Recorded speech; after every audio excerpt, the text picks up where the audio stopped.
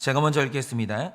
너는 판결 흉패를 애굽지 않는 방법으로 금실과 청색, 자색, 홍색 실과 가늘게 꼰 배실로 정교하게 짜서 만들되 길이와 너비가 한 뼘씩 두 겹으로 네모 반듯하게 하고 그것에 네 줄로 보석을 물리되 첫 줄은 홍보석, 황옥, 녹주옥이요 둘째 줄은 석류석, 남보석, 홍만호요 셋째 줄은 호박, 백나무, 자수정이요 넷째 줄은 녹보석, 호만호, 벽옥으로 다 금태에 물릴지니 이 보석들은 이스라엘 아들들의 이름대로 12이라 보석마다 12지파에 한 이름씩 도장을 새기는 법으로 새기고 순금으로 노끈처럼 따은 사슬을 흉패 위에 붙이고 또 금고리 둘을 만들어 흉패 위 곧 흉패 두 끝에 그 고리를 만들고 따은 두 금 사슬로 흉패 두 끝 두 고리에 꿰어 매고 두 따은 사슬의 다른 두 끝을 에보답 두 어깨바지에 금태에 매고 또 금고리 둘을 만들어 흉패 아래 양쪽과 안쪽 곧 에봇에 닿은 곳에 달고 또 금고리 둘을 만들어 에보답 두 어깨바지 아래에 매는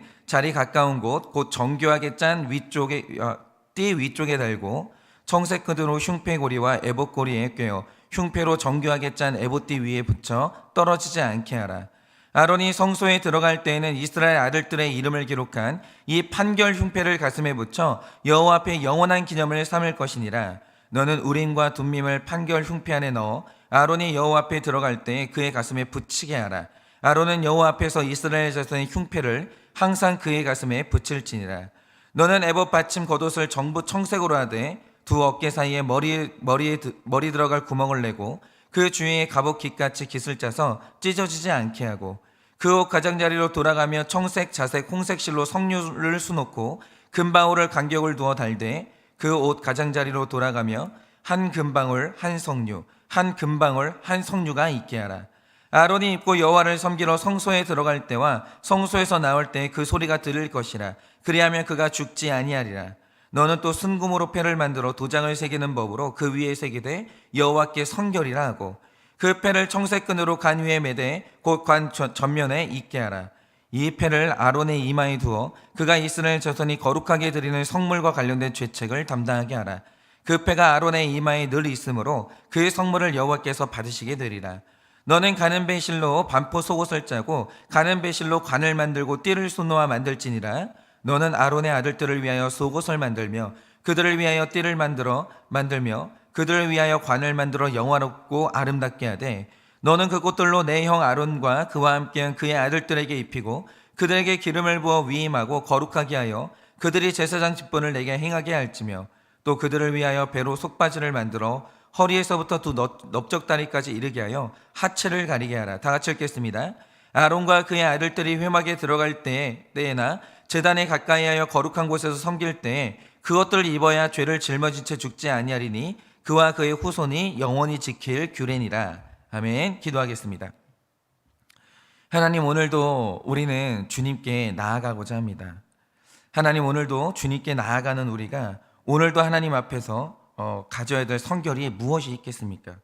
오늘도 주님 앞에 정말 아름다운 성결로 주님께 나아가고자 하오니 주여 오늘도 우리를 만나주시고 오늘 우리가 주님을 만나 즐거움으로 교제를 나눌 수 있도록 은혜를 허락하여 주시옵소서.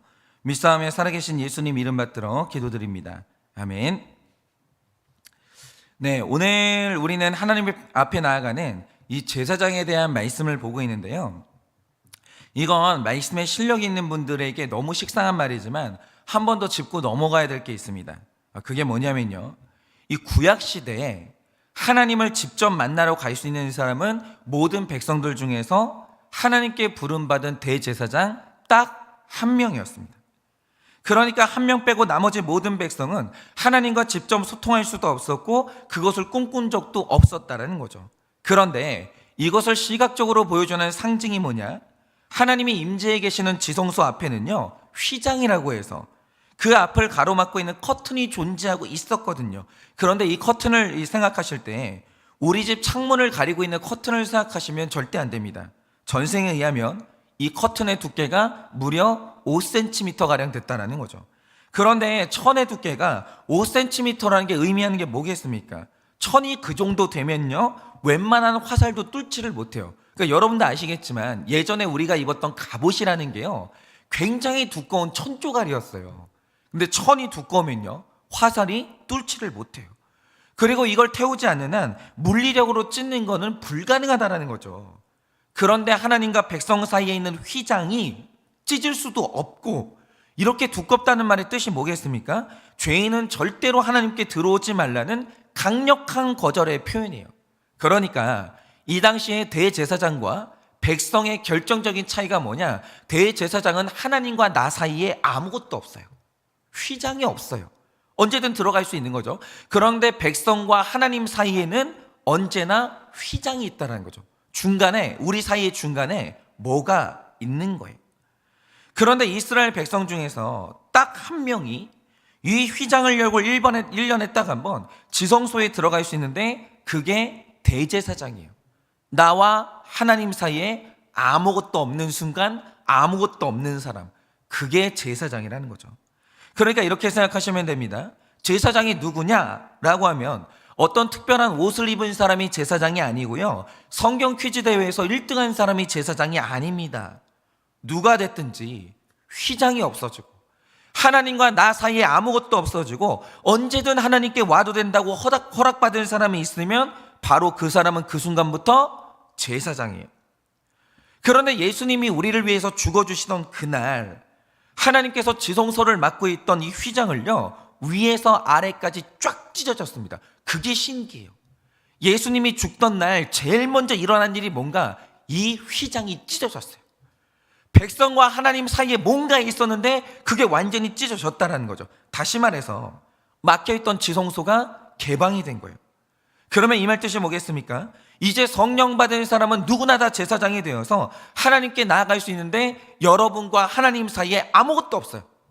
아무것도 없습니다.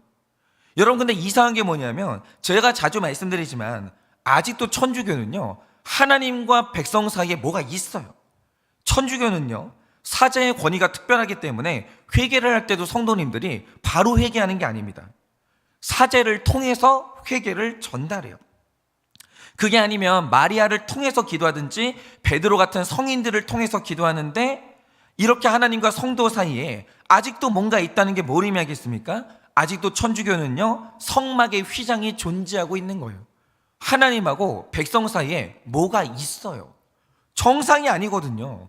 그런데 여러분, 세상에 이거보다 비성경적인 게 없습니다. 분명히 예수님이 돌아가시던 그날 하나님과 우리 사이를 가로막고 있던 휘장을 찢어버렸어요. 근데 왜 이 휘장을 왜 다시 만드냐 이거죠. 하나님이 찢었는데 성직자가 뭐라고? 하나님이 찢은 걸 왜 성직자가 다시 만드냐 이거죠.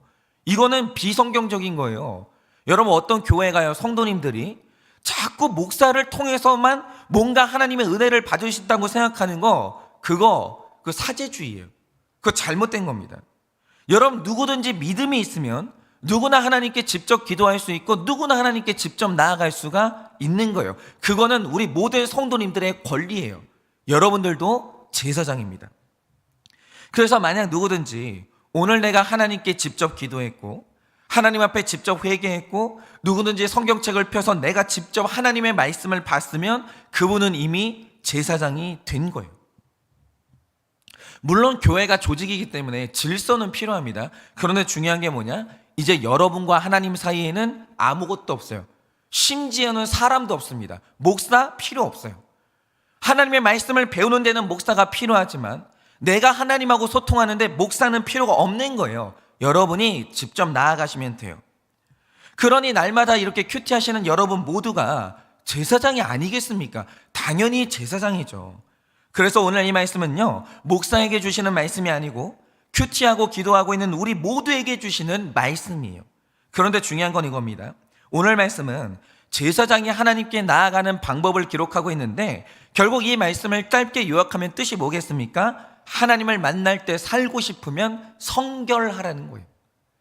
오직 하나님이 모든 제사장들에게 요구하는 딱 한 가지가 뭐냐? 너는 성결하라는 거예요. 그러니까 이런 겁니다. 이 당시 백성들은 하나님을 만나러 갈 수가 없었는데 그 이유가 뭐냐? 성결함을 이루지 못했기 때문에 만나지를 못한 거예요. 그리고 성결함을 이루지 못하고 하나님을 만나는 사람은요, 혼나는 게 아니라 죽습니다. 예를 들어서 마귀 사탄과 귀신들은요, 종말의 그날까지 성결함을 이룰 수가 없어요. 그런데 그들이 하나님을 만났을 때 결론이 뭐겠습니까? 마귀는 혼나는 게 아니라 죽어요. 마귀는 멸절당하는 거예요. 하나님은요, 더러운 것과는 1초도 공존할 수가 없는 거예요. 그런데 오늘 하나님이 제사장을 만난 이유가 뭐겠습니까? 오늘 본문에 기록된 대로 그가 머리부터 발끝까지 성결함으로 무장했기 때문이에요. 그러니까 다시 한번 사진을 띄워주시면 좋겠는데, 여러분이 이 제사장에 대한 사진을 딱 보면요, 머리부터 발끝까지 나를 다 가리고 있어요. 그런데 이게 뭐냐? 머리의 성결을 상징하고 몸의 성결을 상징하고 하체의 성결을 상징하는 거예요.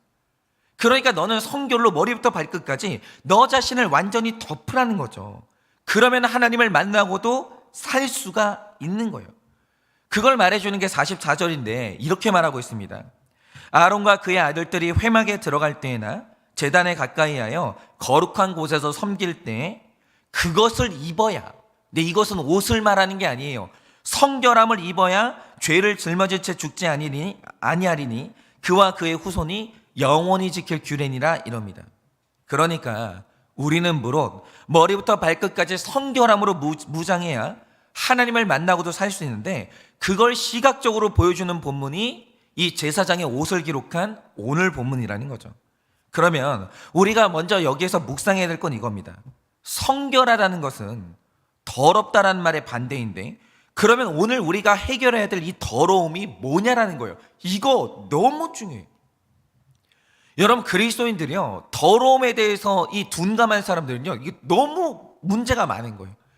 여러분, 우리가 가장 예민해야 되는 문제가 뭐냐면, 내가 더러운가, 나의 더러움이 뭔가, 이걸 정확히 알아야 되거든요. 내가 깨끗한 줄 착각하고 하나님께 나아가서 기도를 하는데, 그러니까 기도 응답이 없는 거예요. 여러분, 기도 응답을 받으려면요, 성결해야 됩니다. 그러면 기도 가운데 섞여 있는 나의 더러움이 뭔가, 예배 가운데 섞여 있는 나의 더러움이 뭔가, 가정생활 하는 가운데 섞여 있는 나의 더러움이 뭔가, 이거 예민해야 되는 거예요. 이 예민함이 거룩이거든요. 그러면 여러분, 우리의 더러움이 뭐냐라고 하면 바로 그게 내 자아의 더러움인데, 그래서 흔히 우리가 말하길 그리스도인들은요, 거짓된 자아, 죄악된 자아가 죽어야 된다고 말하잖아요. 여러분, 그리스도인들은요, 자아가 죽어져야 되거든요. 그런데 이 말 뜻이 뭐냐면, 너는 생각도 하지 마, 너는 그냥 시키는 대로 로봇처럼 살아, 뭐 이런 식으로 노예가 되라는 말이 아닙니다. 그러면 죄악된 자아가 죽어야 된다는 말의 뜻이 뭐냐? 여러분, 우리가 늘 말하지만 우리는 100% 죄인이기 때문에 뭘 해도 순수한 게 없어요. 인간은 순수하지 않아요. 우리가 어떤 일을 할 때는 분명히 그 안에 믿음의 요소가 있습니다. 그러나 또 그 안에는 나의 죄악된 의도, 죄악된 목적이 분명히 섞여 있어요. 모든 사람은 순수하지 않아요.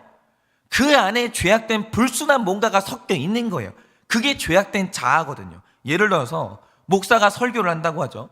저도 지금 설교하고 있습니다. 이게 행위 자체는 선한 행위가 맞아요. 하나님 말씀을 전달하잖아요. 그런데 하나님 말씀을 증거하는 것은 나쁘지 않은데, 그러나 설교를 하는 제가 100% 죄인이에요. 제가 죄인이에요.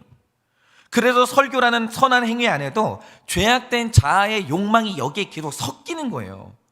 여러분, 저는 지금도 설교하면서요, 내가 지금 남들은 해보지도 않는 참신한 이야기를 하고 있나? 그래서 성도님들이 나를 인정하길, 박현성 목사님은 뻔한 말을 하지 않고 뭔가 다른 설교를 한다, 내가 지금 이런 인정을 받고 있나? 내 설교가 교회 성장하고 이어져서 내 미래의 안정이 보장받는 쪽으로 가고 있나? 내 설교가 혹시 성도님들을 기분 나쁘게 하지는 않나? 뭐 이런 불순한 의도들이 계속 섞여 있는 거예요. 여러분, 그리고 여러분의 결혼을 한번 생각해 보세요. 우리가 결혼할 때 서로 사랑해서 결혼한다고 말은 하죠. 저는 일정 부분 그런 순수한 요소가 있다라고는 생각합니다. 그런데 우리의 결혼이 정말 100% 순수할까요? 아니요. 여러분, 우리의 결혼 안에는요, 내 더러운 성적인 욕망이 섞여 있고요, 상대방을 통해서 내 안전을 보장받고 싶은 욕구가 있고요, 내 결혼 상대를 소유하고 싶고 그를 통제하고 싶은 악한 욕구가 우리 모두 안에 다 있는 거예요. 그러니까 우리가 하는 행동이 아무리 이게 선하다 할지라도 인간의 마음엔, 이 자아 안에는요, 100% 순수한 게 없어요.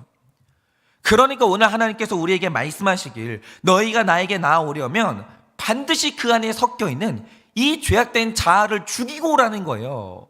이걸 해결하고 오라는 거죠. 그런데 내가 반드시 해결해야 되는 이 더러움이 뭐겠습니까? 그건 뭘 하든지 섞여 있는 내 죄악된 자아예요. 반면에 내 밖에 있는 더러움들은요, 그게 아무리 더럽다 한들 내 구원하고 아무 상관이 없어요. 예를 들어서 노아의 시대에는 땅이 포악했다고 하거든요. 그러니까 그 시대에 사는 모든 사람들이 다 악했어요. 그래서 그 시대의 모든 더러운 인간들이 다 물로 씻겨져서 죽었거든요. 그런데 온 세상이 더럽다 할지라도 노아 자신이 정결하면요, 노아는 구원을 받는 거예요. 중요한 건요, 내 안에 있는 더러움이에요. 자꾸 내 바깥에 있는 더러움 때문에, 그것 때문에 혈기내지 마세요. 그거 정죄하는 데 시간 쏟지 마세요. 그건 내 구원하고 아무 상관없어요. 중요한 건 내 안에 있는 내 자아의 죄악된 자아라는 거죠. 그러니까 이 세상에 어떤 더러움이 있다 한들 그건 내 구원하고 아무 상관이 없기 때문에 우리의 일차적인 관심이 아니고요, 오직 이 세상에서 우리에게 중요한 딱 하나의 더러움이 뭐냐? 내 안에 자리 잡고 있는 죄악된 내 자아예요. 이게 제일 중요합니다. 그래서 나만 성결해지면, 내가 성결해지면 주님을 만났을 때 죽지 않고 구원받을 수 있는 겁니다. 그래서 오늘 말씀을 보면요, 도대체 우리가 정결해진다는 게 뭔지 몇 가지로 묵상을 해보려고 하는데, 일단 15절부터 30절 말씀만 한번 볼게요. 여러분이 15절부터 30절 말씀을 보시면 가슴에 붙이는 흉패에 대한 기록이 나오거든요. 이거 가슴에 붙이는 거예요. 그러니까 이게 뭘 상징하냐면 우리의 성결에 있어서 제일 중요한 것이 마음의 성결과 머리의 성결이에요. 그런데 그 중에서도 마음의 성결은 압도적으로 중요해요. 그 증거가 뭐냐? 우리가 에봇에 대해서 묵상을 했는데 에봇에 대한 기록은 196개의 단어로 구성되어 있거든요. 그런데 놀랍게도 이 가슴에 닿는 흉패에 대한 기록이 무려 400개의 단어로 구성되어 있어요. 가슴이 그렇게 중요하다는 거예요, 이 마음이. 그런데 이건요, 제사장의 의복에 대한 기록 중에서 압도적으로 많은 기록이에요. 그러면 마음의 정결함이라는 게 뭘 의미하겠는가? 방금 전에 제가 말씀드린 것처럼 우리는 100% 죄인이기 때문에 우리의 모든 선한 일 안에는 100% 죄악된 자아의 의도가 섞여 있어요. 뭘 해도 섞여 있어요. 뭘 해도. 연애를 해도 죄악된 게 섞여 있고, 결혼을 해도 죄악된 게 섞여 있고, 사역을 해도 죄악된 게 섞여 있어요. 그런데 결국 이 죄악된 자아의 정체가 뭐냐? 바로 그게 이기심이에요. 모든 인간은요, 내가 제일 중요해요. 여러분, 우리 안에 이타심이 있다고요? 그런 거 없습니다. 여러분, 다른 사람 팔 부러진 고통보다요, 내 손톱 깨진 고통이 훨씬 커요. 여러분, 우리에게 이 이기심이라는 것은요, 정말 거머리처럼 딱 달라붙어가지고 절대 떨어지지를 않아요. 예를 들어서 제가 목회를 한다고 하죠. 그러면 이 사역을 하면서 나의 이익을 완전히 내려놓고 100% 이타적인 마음이 될 수 있냐고 하면 그거는 불가능해요. 왜냐? 제 안에 이기심이 거머리처럼 붙어 있거든요. 그리고 우리가 하나님 앞에서 계산 없이 사역을 한다고 하는데 이건 이론이고요. 내가 칭찬받지 못하는 상태, 남들보다 주목받지 못하는 상태에서 내가 얼마나 더 이름도 없이 빛도 없이 그렇게 내가 그 열정을 낼 수 있냐라고 하면 그거는 미지수예요. 그러니까 우리가 뭘 하든 처음에는 이타적으로 시작했을지 몰라도 이 마음을 지키려고 애를 쓰지 않는 한 결국 그것은요, 이기심으로 다시 돌아갈 수밖에 없다는 거죠. 예를 들어서 우리가 자녀를 양육한다고 하죠. 처음에 우리의 자녀의 양육의 목적은 뭐냐면 내 자녀의 행복이에요. 그걸 위해서라면 나는 모든 것을 희생할 수 있다? 이게 우리의 처음 마음이죠. 그런데 시간이 지나다 보면 일어난 일이 뭡니까? 자, 자녀가 시험에서 떨어졌어요. 누가 제일 괴롭습니까? 여러분, 하나 여쭤볼게요. 내 자녀가 대학을 떨어졌어요? 누가 제일 괴로워요? 내 자녀가 괴롭죠. 근데 부모님들의 이상한 점이 뭔지 아십니까? 자녀가 시험에서 떨어지는데 내가 더 괴로워요. 그럼 왜 괴롭냐? 내 자녀의 인생 때문에 괴로운 게 아니에요. 내가 부끄러워가지고 고개를 못 들겠는 거예요. 내 체면이 손상되는 게 더 아프다고요. 그런데 자녀가 명문대에 들어가잖아요. 너무너무 기뻐요. 왜입니까? 왜죠? 솔직히 생각해보자 이거죠. 내 체면이 세워진 거예요. 이 말 뜻이 뭐겠습니까? 처음엔 자녀를 위해서 이타적으로 시작했는데 어느 날부터 자녀가 내 자존심 세우는 도구가 되는 거예요. 내가 내 자녀 이용하고 있는 거예요. 여러분, 부모가 100% 순수한 존재입니까? 천만의 말씀입니다. 여러분, 부모도 악해요. 부모가 얼마나 이기적인지 아십니까? 자녀의 고통보다 내 고통이 더 커요. 자녀가 시험에 실패해서 좌절된 고통보다 내 체면이 깎이는 내 부끄러움이 훨씬 더 고통스럽다는 거죠. 인생은요, 다 이기적이에요. 이렇게 처음에는 자녀를 위해서 이타적으로 시작했는데 어느 날부터 이기심으로 이 결론이 나는 이게 바로 인간이라는 거죠. 그래서 우리가 사는 날 동안의 숙제가 뭐냐? 내 죄악된 자아가 점점 사라지는 게 숙제인데 문제는 없어지려고 노력하면 없어지냐 이거죠. 여러분, 나의 죄악된 자아는요, 비우고 싶다고 해서 비워지는 게 아니에요. 내가 사라지지 않는 한 내 이기심은 사라지지를 않아요. 그거는 불가능해요. 그러면 이 이기심을 제어하는 방법이 뭔가? 자, 오늘 말씀에 기록된 흉패는 정말 신기한 게 있는데요. 제사장이 하나님께 나아올 때 12개의 보석을 딴 패를 가슴에 달고 와야 되거든요. 그런데 이게 이제 제사장의 마음을 의미하는데 중요한 건 29절에 보면 이 보석에 이름을 써야 돼요. 그런데 여기에 써진 이름이 누구 이름입니까? 제사장 아들의 이름이나 제사장 가족의 이름을 쓰는 게 아니에요. 여기에는 이스라엘 아들들의 이름을 하나하나 써야 돼요. 나 말고 다른 사람의 이름을 써야 된다는 거죠. 다시 말해서 제사장이 가슴에 단 보석에는 제사장 자신이 속한 레위 지파의 이름도 써져 있어요. 그러니까 하나님 앞에서 이타적으로 산다는 것은 내가 사라지는 게 아니에요. 나도 포함되어 있어요. 여러분, 복 받을 때 남들만 복 받아서 됩니까? 아니죠. 나도 복 받아야죠. 여러분, 우리의 마음가는요, 내 자녀도 있어야 돼요. 내 배우자도 있어야 돼요. 내 인생도 있어야 돼요.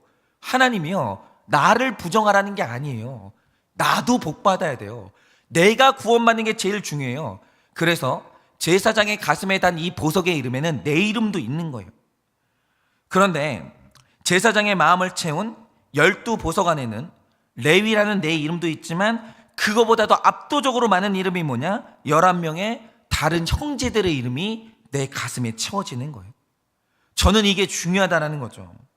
여러분, 원래 죄인의 마음에도 보석이 있는데 여러분의 마음에 보석이 몇 개인 줄 아십니까? 원래 잘 들으세요. 불신자의 마음에 있는 보석은 딱 한 개밖에 없어요. 내 이름 써진 보석. 그걸 알아야 돼요. 여러분, 불신자 중에 이타적인 사람 없습니다. 그런 거는 없어요. 여러분, 결국에 마지막에 가잖아요. 부모, 형제 없는 거예요. 모든 사람의 마음 안에는 내 이름 써진 보석 한 개밖에는 없는 거예요. 엄밀히 말해서 내 마음의 보석에는요, 배우자의 이름으로 된 보석도 없고 자녀의 이름으로 된 보석도 없어요. 부모, 형제의 이름으로 된 보석 없습니다. 제가 이런 말씀을 드리면 나는 아닌데 하시는 분들이 있을 텐데요, 여러분이 잘 생각해 보세요. 정말 죄인의 마음에 다른 사람이 있을 것 같습니까? 아니요, 전 그런 거 안 믿습니다. 그런 건 없어요. 원래 우리의 마음에는 내 이름이 써진 보석 한 개밖에는 없는 거예요. 그 자체가 바로 이기심이고 부정한 마음인데 이걸 해결하는 유일한 방법이 뭐냐? 내 이름 써진 딱 하나의 보석을 버리는 게 아니라 내 삶에 다른 이름이 써진 보석들을 채워나가는 거예요. 그러니까 이 마음에 내 이름이 써진 보석 하나밖에 없으면 당연히 내가 커지고 이기심이 내 삶의 중심이 될 수밖에 없죠. 그런데 그 안에 많은 이름들을 허락하기 시작하면 자연스럽게 내가 작아지는 거예요. 예를 들어서 우리가 아무리 양육을 받아도 해결되지 않는 게 이기심이거든요. 이거는 몇 주 훈련 받는다고 되는 게 아니에요. 그러면 그 양육의 끝에서 마지막으로 받는 양육이 뭐냐? 내가 소그룹 리더, 다시 말해 목자가 되는 거예요. 그러니까 여러분, 내 마음 안에 다른 사람의 이름을 넣어야지 이게 되는 게 결심으로 되는 게 아니고요, 내 삶에 다른 사람을 섬길 수밖에 없는 구조 속으로 들어가야 되는 거예요. 그 환경 속으로 내가 들어가야 되는 거예요. 그래서 마지막 우리가 받는 훈련이 뭐냐? 내가 목자가 되는 거예요. 그러니까 내가 목자가 된다는 것은요, 훌륭해서 되는 게 아니고 죽어도 버려지지 않는 이기심이 있기 때문에 나 자신을 사역의 구조 속으로 들어가 버리는 거예요. 그러면 목자가 되면 어떤 일이 생기는가? 여러분, 목자는 이 구조상 환경상 목원들을 이끌어야 되고 그들의 이야기를 들어야 돼요. 목자는요, 말하는 사람이 아니에요. 들어주는 사람이에요. 그런데 다른 사람의 이야기를 듣는 게 내 환경이 되고 그들의 고민을 함께 짊어지는 게 내 구조가 되면 일어난 일이 뭐냐? 제가 지금 목자 사역을 하시는 분들과 대화할 때 제일 많이 듣는 말이 뭔지 아세요? 그전에는 주말이 되면 이기심밖에 없으니까 이번에는 내가 어디로 놀러 가야 되나? 어디 맛집을 가야 되고 어디를 가야 즐겁나? 이런 생각만 하고 살았거든요. 그런데 그리고 이런 때 교회에서 사역을 하라고 하면 시간이 너무 아까운 거죠. 왜 이렇게 교회가 내 시간을 뺐냐 이거예요. 그런데 제가 볼 때 이런 분들의 자아가 너무 강하니까 하나님께서 목자 사역을 맡겼거든요. 근데 맡긴다고 하는 건 아닌데 그래도 이제 감당을 해주신 거죠. 그러니까 내 의지와는 상관없이 환경 때문에 내 마음에 12개의 다른 이름들이 써진 보석들이 들어오게 되는 거예요. 그런데 다른 보석들이 들어오니까 자연스럽게 내가 줄어들고 내가 작아지는 거예요. 그러니까 일어나는 일이 뭐냐? 돌봐야 될 사람이 많아지니까 그전에는 주말에 어디를 놀러 가야 되냐? 이걸 고민했던 분들이 이제는 주말마다 목원들 이야기를 하게 되고 내가 섬기는 사람들의 이야기를 하게 되고 그러다 보니까 캠핑 갈 시간이 없어져가지고 어떤 분들은 모아놨던 캠핑 용품을 다 버렸다라는 거예요. 여러분, 자녀를 낳는다는 건 이래서 중요해요. 왜 사람이 부모의 구조 속으로 들어가야 됩니까? 내 인생이 그래야 내 마음 안에 또 다른 이름들이 들어오기 때문이에요. 그거 아니면 우리는 우리의 이기심을 버릴 수가 없는 거예요. 여러분, 바로 이겁니다. 우리의 마음이 정결해진다는 건 모든 악을 조장하는 나의 이기심, 죄악된 자아가 사라져야 되는데 죄악된 자아 그 자체를 공격하고 없애려고 하면요, 그 모든 노력은 헛수고예요. 고통이 될 뿐이라 이거죠. 그러니까 내 죄악된 자아가 죽는 유일한 방법이 뭐냐? 다른 사람을 도와주는 구조 속으로 들어가야 돼요. 사명의 구조 속으로 들어가야 돼요. 여러분이 기도를 할 때 반드시 해야 되는 기도가 뭔지 아십니까? 중보기도 하셔야 돼요. 왜냐? 다른 사람을 살리려고 중보기도를 하는 게 아니라 중보기도를 해야 내가 살기 때문에, 중보기도를 해야 내 안에 이기심이 죽어지기 때문이에요. 여러분, 중보기도는요, 내가 살려고 하는 거예요. 그러므로 여러분의 기도 가운데는요, 중보기도가 무조건 있어야 돼요. 왜냐? 그래야 내 이기심이 죽는 거예요. 여러분이 다윗을 생각해 보세요. 원래 다윗이라는 인간은요, 100% 죄인이에요. 그래서 거대한 이기심을 가지고 있거든요. 그런데 그 인생에서 딱 한 번 이타적일 때가 있었습니다. 그때가 언제죠? 그가 아둘람 동굴에서 살 때 그 주변에 사람들이 모여들기 시작했는데 그들이 누굽니까? 환난당한 모든 자와 빚진 모든 자와 마음이 원통한 자가 그에게 모여들었어요. 이게 전부 다 다윗이 돌봐야 되는 사람들이었거든요. 그런데 내 삶에 돌봐야 되는 사람들이 많아지니까, 내가 그런 환경과 구조 속으로 들어가니까 다윗이 이기심이 작아지고 죄악된 자아가 눌리는 거예요. 그때 다윗이 가장 순수했고 그때 다윗이 가장 하나님 앞에 성결했어요. 여러분, 바로 이겁니다. 불교에서 중요한 건 뭐냐? 비우는 거예요. 그건 불교의 방향이고요. 성경의 가치관은 뭐냐? 채우는 거예요. 다른 사람을 계속 채우는 거예요. 내 삶에 도와야 될 이름들이 많아지면요, 내 자아가 죽고 내 선함이 힘을 얻는 거예요. 그러므로 여러분, 지금도 저도 그래요. 제가 도와야 될 사람이 너무 많거든요. 그런데 자꾸 제가 도와야 될 사람을 만나는 이유가 뭐겠습니까? 하나님이 저를 살리는 거예요.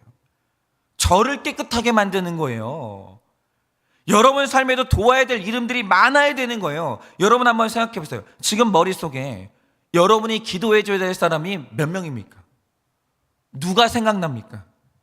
만약에 오늘도 내가 기도해 줘야 될 사람들의 구체적인 기도 제목이 떠오르지 않는다? 여러분은 지금 이기적인 사람이에요. 정결하지가 않은 거예요, 가슴이. 그런데 오늘 머릿속에 내가 기도해 줘야 될 사람들의 구체적인 기도 제목이 있다. 그럼 여러분은 그 자체로 지금 성결하신 거예요. 여러분, 우리가 이런 구조 속으로 들어가야 나의 이기심이 사라지고 하나님 만날 성결할 사람이 되는 거예요. 여러분, 한번 다른 사람 도와줘 보세요. 자꾸 부담스럽고 도와줘야 될 사람이 있으면 피하지 마시고 부담스럽게 여기지 마시고 지금 그 사람이요, 여러분 살리려고 오는 거예요. 그 악한 이기심에서 여러분을 구원하려고 그 사람들이 수고하고 있다 이겁니다. 그러니 이렇게 남을 돕는 이타적인 사역, 오늘이라도 당장 중보기도를 시작하셔가지고 여러분 마음의 정결함을 얻으세요. 그래서 여러분이 모두가 다 그 마음이 하나님 만날 성결한 마음으로 준비되시기를 예수님의 이름으로 축원합니다. 이 시간 제가 기도하고 마치겠습니다. 기도하겠습니다. 하나님,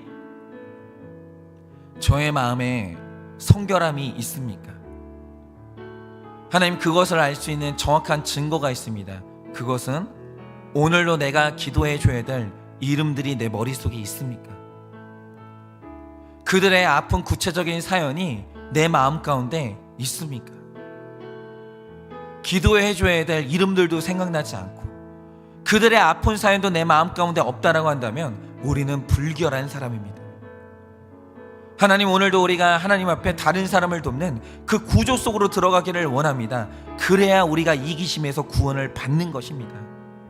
하나님, 간절히 소원하오니 오늘도 우리 삶에 다가오는 하나님 그 힘든 사람들, 나에게 도움을 요청하는 바로 그 사람들이 내 마음을 정결하게 만드는 그 12보석인 줄을 믿고 그들을 마음에 잘 품어서 오늘도 내 이기심에서 구원받을 수 있도록 섬기는 삶을 살 수 있도록 중보기도하는 삶을 살 수 있도록 주님이 은혜를 허락하여 주시옵소서. 지금은 우리 주 예수 그리스도의 은혜와 하나님 아버지의 그 크신 사랑과 성령님의 위로하시고 교통하여 주는 그 역사하심이 오늘도 내 이름만 머릿속에 가득한 것이 아니라 다른 사람의 이름과 섬김이 가득하여 오늘도 이기심에서 구원받고 마음을 정결하게 하기를 원하는 우리 모든 성도님들의 머리 위에 지금으로부터 영원 무궁토록 함께 있을지어다. 아멘.